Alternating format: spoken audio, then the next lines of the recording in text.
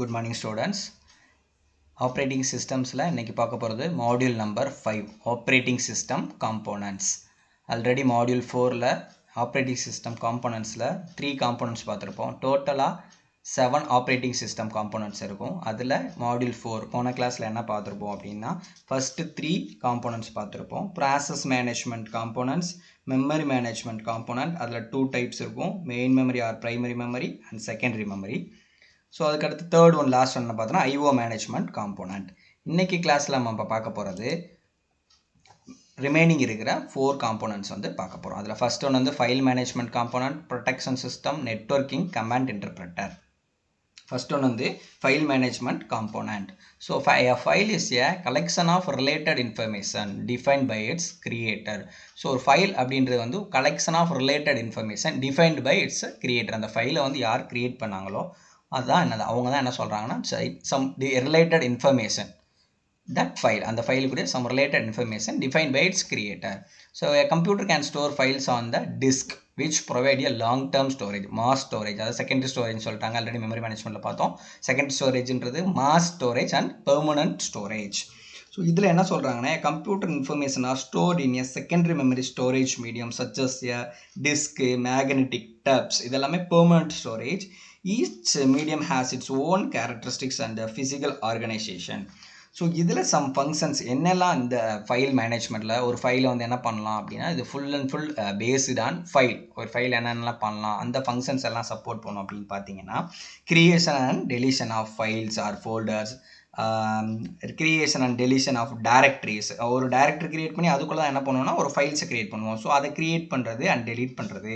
To provide system calls to manipulate the files and some directories and mapping of files on secondary storage and taking a backup of files to keep track of information that is a location and status, the file oda current location. இதெல்லாம் manage பண்ணுறதா என்னதுன்னா file management components. So next ஒன்று வந்து protect. சிஸ்டத்தை வந்து protect பண்ணுற protection system அப்படிங்கிற. Protection is the most demanding feature of an operating system. Protect is an ability to authenticate the users for all on illegal access of data well as system. Protect அப்படின்றது வந்து உங்களோட data, உங்களோட சிஸ்டத்துக்கு உங்களோட டேட்டாக்கு என்ன பண்ண போறோம்னா protect பண்ண போகிறோம், பாதுகாப்பு கொடுக்க போகிறோம். ஸோ அதை பற்றி தான் சொல்கிறது ப்ரொடெக்ஷன் சிஸ்டம். இந்த ஆப்ரேட்டிங் சிஸ்டம் எப்படியெல்லாம் various services, various protect system உங்களோட ஃபைல்ஸுக்கு உங்களோட சிஸ்டத்துக்கு எப்படி கொடுக்க போகிறது அப்படின்றது தான் இதில் சொல்கிறாங்க protect system. Protect system define as a process of controlling the access to the computer resources by the user, process or programs. So இது ஒரு ஆத்தரைசேஷன், சரியா? ஒரு ஆத்தென்டிகேஷன் கொடுக்குறாங்க அது ஃபைல்ஸுக்கோ அல்லது ஒரு சிஸ்டத்துக்கோ. என்ன பண்ணுறாங்கன்னா ஒரு ஆத்தென்டிகேஷன் ஒரு யார் ப்ரொவைட் பண்ணுறாங்கன்னா ஒரு some authorization. The process or programs can access the resources such files, memory, CPU, etc. Actually only after getting a proper authorization from the operating system. Particular ஒரு ஆத்தரைசேஷன் இல்லாமல் நம்ம என்ன பண்ண முடியாதுன்னா ஒரு ஃபைல்ஸு அதுவுமே அக்சஸ் பண்ண முடியாது. சிம்பிளாக நம்ம வேர்ட் ஃபைலே எக்ஸாம்பிள் பார்க்கலாம்னா நம்மளே நம்மளோட வேர்ட் ஃபைலுக்கு என்ன பண்ணிக்கலாம் அப்படின்னு பார்த்தீங்கன்னா read permission, right permission, execute permission. இது ஒரு ஸ்மால் டைப் ஆஃப் ஒரு ப்ரொடெக்ட் சிஸ்டம். அந்த ஒரு ஃபைலுக்கு வந்து ஒரு ரீட் பெர்மிஷன் கொடுக்குறோம், ரைட் பெர்மிஷன் பண்ணுறோம் அண்ட் எக்ஸிக்யூட் பண்ணுறதுக்குரிய பெர்மிஷன் கொடுக்கலாம். ஒரு அதை பற்றி சொல்கிறது தான் ஒரு ப்ரொடெக்ட். அது வந்து ஒரு சின்ன எக்ஸாம்பிள். ஒரு வேர்ட் ஃபைலுக்கு நீங்களே என்ன கொடுத்துக்கலாம் அப்படின்னா ஒரு ரீட் பெர்மிஷன் கொடுத்துக்கலாம், ரைட் பெர்மிஷன். அந்த ஃபைலை வந்து எக்ஸிக்யூட் பண்ணணும்னா எக்ஸிக்யூட் பெர்மிஷன்ஸ் எல்லாம் கொடுத்துக்கலாம். ஸோ லாஸ்ட் பாயிண்ட்ல என்ன சொல்றாங்கன்னா a firewall is configured to allow or deny traffic of services running on the top of the operating system. So இது ஒரு ப்ரொடெக்ட் சிஸ்டம்ல ஒரு மேஜர் இது என்னன்னு பார்த்தீங்கன்னா ஃபயர்வால். ஸோ இது வந்து ஃபயர்வால் வந்து மோஸ்ட்லி எங்கே யூஸ் பண்ணுவாங்கன்னா நெட்வொர்க்கில் யூஸ் பண்ணுவாங்க. இதுக்கு பேசிக்காக ஒரு 3 ரூல்ஸ் இருக்கு. Allow, ask, block. எந்தெந்த நெட்வொர்க்கில் எந்தெந்த டேட்டாலாம் அலோ பண்ணணும், எந்ததெல்லாம் ஆஸ்க் உங்ககிட்ட கேட்டுட்டு ரிஸ்க் இருக்குது, ரிஸ்க் ஃபேக்டர் இருக்குது அலோவ் பண்ணவா அப்படின்னு கேட்டுட்டு இருக்கோம். இன்னொன்று வந்து பிளாக், எதுவுமே கேட்காது. நம்ம பிளாக் லிஸ்ட்டில் வச்சுருந்தோம்னா அது ஆட்டோமேட்டிக்காக என்ன பண்ணிடும்னா பிளாக் பண்ணிடும் ஃபயர்வால். இது ஒரு டைப் ஆஃப் ப்ரொடெக்ட் சிஸ்டம் நம்மளோட டிவைஸுக்கோ இல்லை நம்மளோட டேட்டாக்கோ. ஸோ நெக்ஸ்ட் ஒன்று வந்து network management system. An operating system works on a network resource manager when multiple computers are in a network or in a distributed architecture. So ஒரு collection of computer சேர்ந்து தான் ஒரு network form பண்ணுறோம், சரிங்களா? அதான் network management component அப்படின்னு சொல்கிறாங்க. A computer network is defined as a interconnection of computers placed in different locations. different location. It can be connected with wire or wireless. Wirelessly or wirelessly என்ன பண்ண போகிறோம்னா நெட்வொர்க்கில் ஒரு மோர் தென் ஒன் சிஸ்டத்தை வந்து என்ன பண்ண போகிறோம்னா கனெக்ட் பண்ணி அதில் டேட்டாக்கும் நம்மளோட டிவைஸுக்கும் என்ன பண்ணணும்னா நெட்வொர்க்கில் ட்ராவல் பண்ணுற நம்மளோட டேட்டாக்கு என்ன பண்ணணும்னா ப்ரொடெக்ட் பண்ணணும். ஸோ அதான் நெட்வொர்க்கை மேனேஜ் பண்ணணும், ஃபுல் நெட்வொர்க்கை மேனேஜ் பண்ணணும். இப்போ நெட்வொர்க் வந்து ஃபார்ம் பண்ணணும், ஒரு கிளைண்ட் சர்வர் மாடல் ஃபார்ம் பண்ணணும் அப்படின்னா ஃபஸ்ட்டு சிஸ்டத்துக்கு வந்து என்ன பண்ணணும்னா ஐபி அட்ரஸ் கொடுக்கணும். ஐபி அட்ரஸ் என்னது? It's unique address to identify the system. System வந்துக்கு சிஸ்டத்துக்கு என்ன பண்ணல நேமோ எதுவுமே கிடையாது. ஸோ அதை ஐடென்டிஃபை பண்ணுறதுக்கு ஐபி அட்ரஸ் தான் கொடுக்கணும். ஒரு நெட்வொர்க் ஃபார்ம் பண்ணோன்னா ஒரு 10 சிஸ்டம் சேர்ந்து ஒரு நெட்வொர்க் ஃபார்ம் பண்ணுறேன்னா ஃபஸ்ட் அந்த ஒவ்வொரு சிஸ்டத்துக்கும் இந்த சிஸ்டம் தான் அப்படின்னு ஐடென்டிஃபை பண்ணுறதுக்கு ஒவ்வொரு சிஸ்டத்துக்கும் நம்ம ஐபி அட்ரஸ் ஜென்ரேட் பண்ணணும். ஸோ இந்த மாதிரி நெட்வொர்க்கில் எந்த டேட்டா ஒரு டேட்டா எந்த சிஸ்டத்துலேருந்து எந்த சிஸ்டத்துக்கு போயிருக்கு. ஸோ இந்த மாதிரி full and full networking related ஃபுல்லாக மேனேஜ் பண்ணுறது தான் networking management component. Most of today's networks are based on client server configuration. A client is a program running on the local machine request to a server for the servicer. So இப்போ latest of என்ன இருக்குன்னா client server architecture வரும். கிளைண்ட்ஸ்ன்றது ஒரு 10 system இருக்கும், அது எல்லாமே சேர்ந்து ஒரே ஒரு சிஸ்டத்தை அக்சஸ் பண்ணுவாங்க, அதுதான் சர்வர் சிஸ்டம். ஸோ இது வந்து one type of resource sharing. So next one வந்து command interpreter. A command interpreter is an interface of the operating system with the user. The user gives a commands which are executed by operating system. என்ன நம்ம command generate பண்ணுறோமோ அதை வந்து execute பண்ணும். நம்ம already first கிளாஸ்லேயே சொன்னேன், நம்ம operating சிஸ்டத்துக்கு ரிலேட்டடாக என்ன பண்ண போகிறோம் அப்படின்னா லினக்ஸ் ப்ராக்டிக்கல் படிக்க போகிறோம். ஆல்ரெடி சொன்னேன், ஆப்ரேட்டிங் சிஸ்டத்தில் ஜென்ரலாக 2 மோட்ஸ் இருக்கும், graphical mode and command mode.